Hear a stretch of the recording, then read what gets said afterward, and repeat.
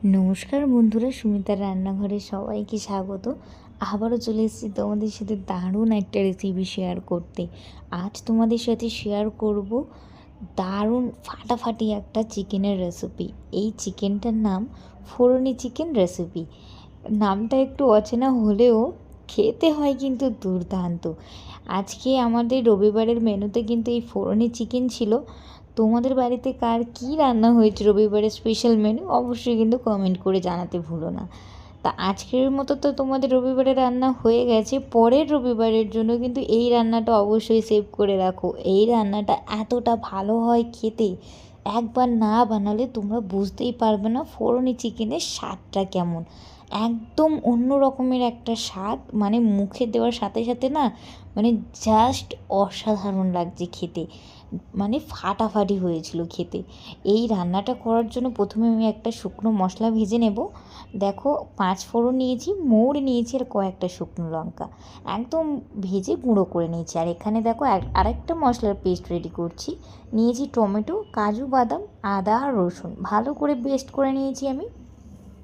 এবার দেখো, আমি চিকেনটা পরিষ্কার করে ধুয়ে রেখেছিলাম, সেই চিকেনটা নিয়ে নিচ্ছি। আর লেগ পিসটা একটু বড় ছিল, ওই জন্য দেখো একটু চিড়ে নিয়েছি, তাহলে মশলাটা কিন্তু খুব ভালোভাবে লেগ পিসের মধ্যে চলে যাবে। এবারে দেখো ওই বেটে রাখা মশলাটা দিয়ে দিলাম। এবার দেবো লঙ্কা গুঁড়ো। আমি এখানে Kashmiri red chilli powder use করেছি, কারণ আমরা আগে থেকে শুকনো লঙ্কা ভেজে রেখেছি, তো ওই জন্য একটু রঙের জন্য কাশ্মীরি লঙ্কাটা দিলাম।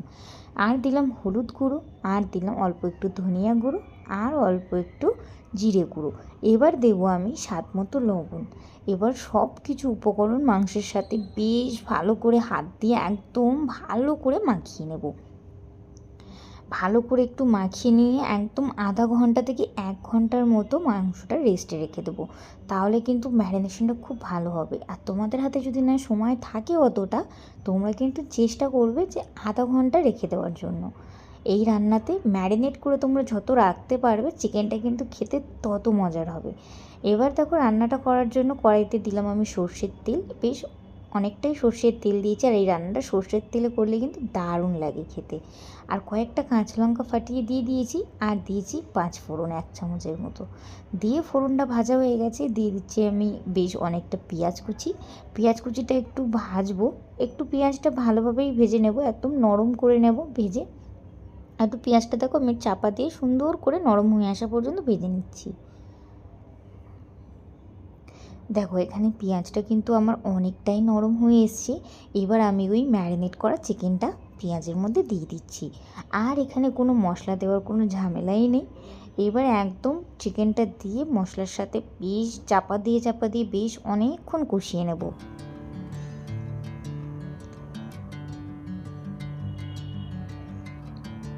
পেঁয়াজের সাথে চিকেনটা খুব ভালো করে কষাবো আমি।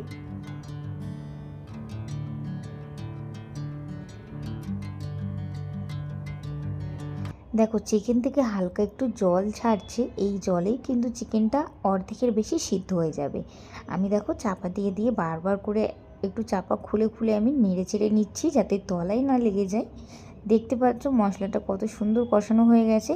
এই কষানোর সময় আমি যে ভেজে রেখেছিলাম 5 ফোড়ন, শুকনো লঙ্কার মৌরি, সেই যে গুঁড়োটা করেছিলাম তার অর্ধেকের বেশি আমি দিয়ে দিলাম। দিয়ে কষার সময় একদম বেশ ভালো করে একটু কষিয়ে নেব। আবারও চাপা দিয়ে একটু কষিয়ে নেব। আবারও চাপাটা খুলে এর মধ্যে আরও কিছু উপকরণ দিয়ে দেব। এখানে দেব, দেখো আমি একটু গোটা গোটা ছোট ছোট পেঁয়াজ নিয়েছি, সেগুলোই দিয়ে দিলাম, কয়েকটা গোটা পেঁয়াজ। আর দিলাম উপর দিয়ে বেশ অনেকটা ধনেপাতা কুচি।